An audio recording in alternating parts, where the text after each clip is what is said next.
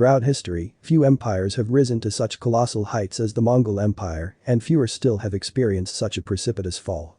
This epic tale of triumph and decline unfolds like a Shakespearean drama, filled with larger-than-life characters, grand conquests, and the inexorable march of time.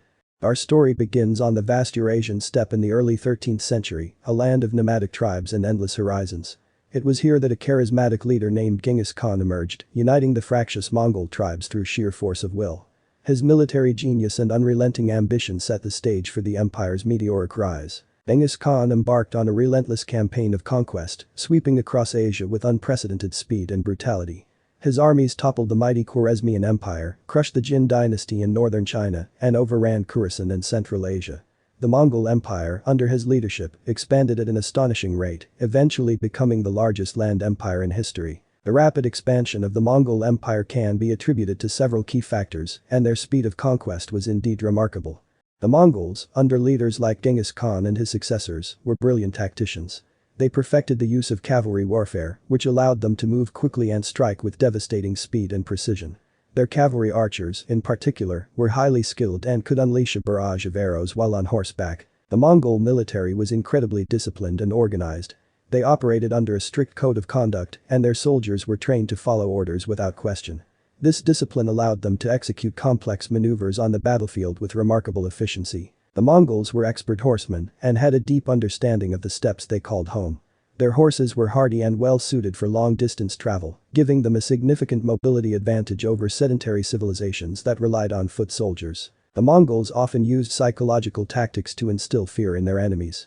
They were known for their ruthlessness, including the tactic of slaughtering entire populations to serve as a warning to other potential adversaries. This reputation sometimes led to cities surrendering without a fight. Surrender! The Mongols were not solely reliant on military might. They were skilled diplomats and often used a combination of force and diplomacy to expand their influence.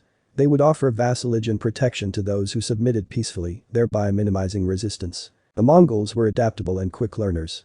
They incorporated siege warfare techniques and technologies from conquered civilizations, which allowed them to overcome fortified cities and castles. In terms of speed, the Mongol Empire expanded at an astonishing rate. Under Genghis Khan's leadership, they conquered substantial portions of Asia within a few decades. Genghis Khan began his campaign in earnest around 1206, and by the time of his death in 1227, the Mongols had already captured much of China, Central Asia, and parts of the Middle East. Subsequent leaders, like Kublai Khan, continued this expansion. The swiftness of their conquests can be attributed to a combination of the factors mentioned above, making the Mongol Empire one of the most formidable military forces in history. As the Mongol Empire expanded, it became a cultural and economic nexus, connecting East and West in ways previously unimaginable. The Silk Road flourished under Mongol rule, facilitating the exchange of goods, ideas, and cultures. This era, often referred to as Pax Mongolica, ushered in a period of relative peace and stability across much of Eurasia. The decline of the Mongol Empire was as swift and dramatic as its rise. After Genghis Khan's death, a series of capable leaders continued his legacy, expanding the empire even further. However, by the late 13th century, internal strife and external pressures began to take their toll. One of the most significant events of this era was the death of Khan Möngke, which triggered the struggle for succession known as the Toluyid Civil War. This internal conflict weakened the Mongol leadership and prevented further expansion. Meanwhile, the empire's western regions, including Persia and the Middle East, faced mounting challenges from rival powers like the Mamluks and the emerging Ottoman Empire. As the 14th century dawned, the Mongol Empire began to fragment. The Golden Horde in Russia, the Chagatai Khanate in Central Asia, and the Ilkhanate in Persia all asserted their independence. The once unified empire splintered into competing khanates, each vying for control over its territory. The Black Death, a devastating pandemic, struck the Mongol lands in the mid-14th century, further weakening their grasp on power. It decimated populations and disrupted trade along the Silk Road, hastening the decline of the empire's economic and political influence. Though the Mongol Empire itself faded into history, its legacy endures. The exchange of knowledge and culture that flourished during the empire's heyday left an indelible mark on the regions it once ruled. The Silk Road continued to serve as a conduit for trade and ideas long after the empire's demise, connecting East and West for centuries to come. In Russia, the Mongol domination left a lasting imprint on the nation's identity and governance.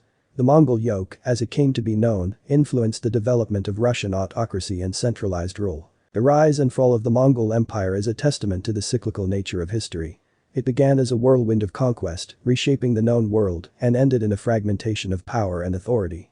Yet, the echoes of this empire continue to reverberate through the annals of time, reminding us of the transient nature of empires and the enduring legacy of cultural exchange.